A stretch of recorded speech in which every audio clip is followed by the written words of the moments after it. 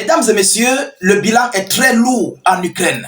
Oui, après l'attaque massive des pluies, des missiles et de drones russes sur l'ensemble du territoire ukrainien, plus précisément cette nuit du 3 au 4 février 2025, les hautes autorités ukrainiennes nous avaient d'ailleurs fait part de l'arrivée des pluies de missiles russes et de drones. Alors, pendant ce temps, ils étaient encore en train de fouiller des décombres. Ils étaient en train de faire des fouilles au niveau de toutes les régions, en fait, qui ont été ciblées. Alors, à l'heure où je vous parle, le rapport vient de tomber. Ah oui, les chiffres des repos éternels ne font que s'alourdir. Alors, selon les informations officielles, on a recensé des drones Shahed, des drones kamikazes iraniennes. On a recensé aussi des pluies de missiles balistiques qui ont touché plus précisément la localité de Ozium. Si je ne fais pas erreur du nom, voilà, c'est Ozium. Voilà, c'est Ozium. C'est dans les localités, en fait, c'est dans les localités de Kharkiv, si je ne fais pas erreur. Kharkiv, Kharkov, ce sont les mêmes localités. En russe, je pense qu'on appelle Kharkov. En Ukraine, on appelle Kharkiv, si je ne fais pas erreur. Alors, mesdames, mesdemoiselles et messieurs, voilà ce que les hautes autorités ukrainiennes viennent de nous annoncer. Pourtant, aujourd'hui, ils nous avaient dit qu'ils avaient détruit, je crois, 37 drones sur 40 poussières ou sur 50 poussières de drones. Et ils n'avaient pas donné, en fait, le chiffre des missiles qui avaient été lancés par la Fédération de Russie. Alors, permettez-moi de vous donner ici l'annonce officielle venant tout droit de l'Ukraine, qui eux-mêmes étaient obligés de dire la vérité, parce qu'il y a eu des repos éternels, il y a eu des multiples blessés, il y a eu des dégâts. La localité de Ozium et d'autres localités, on a fait les décomptes au moins de 14 repos éternels et poussières. Mais permettez-moi de vous donner l'annonce, vous comprenez? Alors rassurez-vous, si vous êtes abonné, abonnez-vous, partagez la vidéo dans tous les groupes et surtout n'hésitez pas de mettre suffisamment d'avis en commentaire. Qu'est-ce qu'ils nous disent selon les informations officielles, mesdames et messieurs? Ils disent que au moins 14 repos éternels. Excusez-moi de prononcer repos éternel.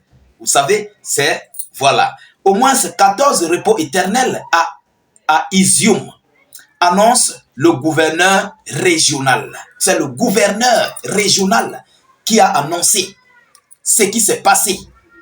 Vous comprenez? L'Ukraine ne pouvait plus cacher. Vous savez, il y a certains chiffres.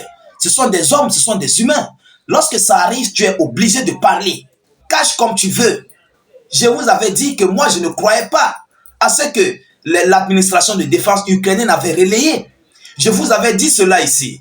Et vous avez vu que j'ai maintenant raison. Parce que nous connaissons en fait les Ukrainiens, nous connaissons les Russes. Qui ils sont réellement.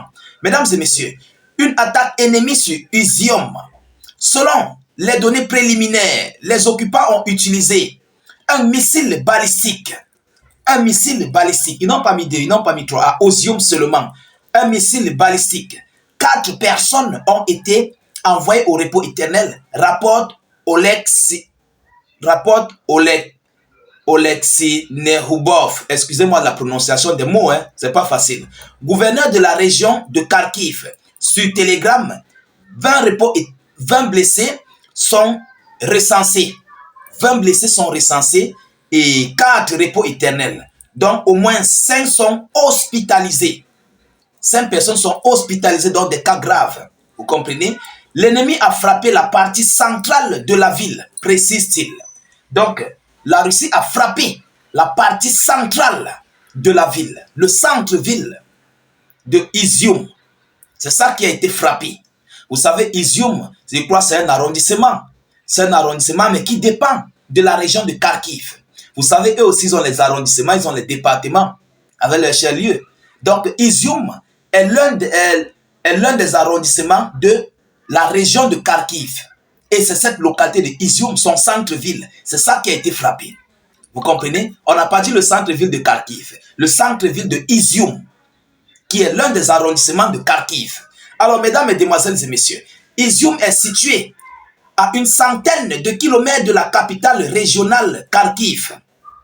Avait été occupé par les forces russes à partir d'avril 2022 jusqu'à ce qu'elles en soient chassées par une contre-offensive ukrainienne. En septembre de la même année, plus à l'est, les troupes russes sont parvenues ces dernières semaines à créer une tête de pont sur la rive occidentale de la rivière Oskil, poursuivant leur lente avancée face à une armée ukrainienne confrontée à un manque de recrues et d'armement. Donc vous connaissez que l'Ukraine a un manque de recrues et d'armement. Et c'est vous qui faites face à la Russie.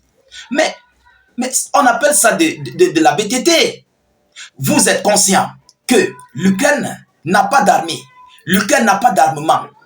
Ils n'ont pas de matériel. Mais vous voulez faire face à ceux-là qui ont du matériel. Et après, vous vous plaignez. Mais ce sont les dégâts du conflit. Il faut supporter. Vous savez, lorsqu'il y a un conflit, il y a tout cela. Tout cela peut arriver. Et si vous êtes capable d'affronter l'adversaire, vous affrontez. Si vous n'êtes pas capable, vous devez faire repli. Et oui, mais vous savez, ils savent que ils n'ont pas le matériel, ils sont en manque d'effectifs face à un adversaire féroce, mais qui continue de les infliger de lourdes pertes. Et aujourd'hui, ils se plaignent. Ils vont lire l'heure. Oui, ils seront obligés de lire l'heure, mesdames et messieurs. Alors, on nous dit que samedi, des frappes de missiles et drones russes avaient fait 14 repos éternels. Ça, c'était dans les localités de... on appelle la ville là comment? Ça, j'avais fait une vidéoconférence là-dessus. 14 repos éternels dans le centre et l'est de l'Ukraine, selon les autorités locales, lors de l'une des attaques les plus importantes depuis des semaines, selon les informations officielles. Alors, mesdames, mesdemoiselles et messieurs, voilà ici les vérités qui commencent à surgir de ces multiples attaques venant de la Fédération de Russie sur le sol ukrainien. Alors, pendant ce temps, on observe toujours Volodymyr Zelensky est confiant. Oui, il est confiant parce qu'il dit qu'il va renverser la Russie. Il va affronter les Russes, il va les mettre dos au mur. Mais pendant ce temps, les Russes avancent lentement, mais sûrement. Ils avancent lentement, mais sûrement. Et ils infligent en fait des lourdes pertes sur des parties en fait clés de l'armée ukrainienne. Est-ce que vous comprenez? La Russie ne fait rien au hasard. S'il cible une localité, c'est une zone clé. Soit une usine de fabrication de drones, ou bien de missiles ou d'armement, soit c'est un point de déploiement d'hommes, soit c'est un centre de regroupement, soit c'est un centre de prise de décision, soit c'est un QG, un quartier général des forces armées ukrainiennes autant. Donc, ce sont des cibles très précises. Est-ce que vous comprenez? Aujourd'hui, ils se plaignent. Mais pourtant, le matin, ils avaient dit que non, ils ont détruit 37 et soit 28 sont entrés en brousse. Ils ne savent pas où c'est parti. Aujourd'hui, on nous dit que 4 repos éternels avec une vingtaine de blessés. 4 repos éternels, une vingtaine de blessés et 5 qui sont complètement hospitalisés dans des cas critiques. Alors, je crois qu'aujourd'hui, la Russie a encore fait quelque chose de lourd. C'est cette information que j'attendais pour vous la faire parvenir pour que vous-même vous compreniez les dégâts. Moi, je vous avais dit que les Russes ne peuvent pas frapper et louper leur cible. Impossible. Et c'est par là que vous allez comprendre que ces gens sont des menteurs. Les Ukrainiens, Européens, ce sont des menteurs. Ah oui, la vérité se finit par surgir. Voilà la vérité. Qu'est-ce qu'ils vont dire encore de plus? Je crois que rien. Ils seront obligés de supporter les dégâts. Ils seront obligés d'admettre qu'ils ont reçu une lourde perte. Malgré que ils disent des civils, mais qu'est-ce qui prouve que ce sont des civils? Les Russes ne ciblent pas des zones de civils. Les Russes ciblent des zones critiques. Vous comprenez? Où il y a quelque chose qui est lié à l'administration militaire ukrainienne. Vous comprenez? Et par ma chance, s'il y a des balles perdues qui peuvent rattraper des civils, vous comprenez? Et c'est dans tous les conflits ça se passe. Alors, mesdames, mesdemoiselles et messieurs, voilà ici le bilan qu'ils ont commencé à envoyer et jusqu'à présent, ils continuent de fouiller les décombres. Mais malgré qu'ils ont dit qu'ils ont détruit, et ils fouillent les décombres, on continue d'attendre. Mais la masse est très lourde, mesdames, mesdemoiselles et messieurs. Alors, partagez la vidéo dans tous les groupes possibles. Abonnez-vous à nos différents canaux de réalisation, YouTube, Facebook. N'hésitez non plus, s'il vous plaît, de mettre suffisamment d'avis en commentaire. Même si vous n'avez rien à écrire, vous pouvez mettre salut, état d'urgence en commentaire ou encore vive la paix dans le monde. Voilà, Surtout, nous réalisons des vidéoconférences vraies, vérifiées et vérifiables. Donc, n'hésitez pas de mettre ce que vous en pensez en commentaire par rapport à cette actualité. J'aimerais bien vous lire, surtout vos multiples analyses.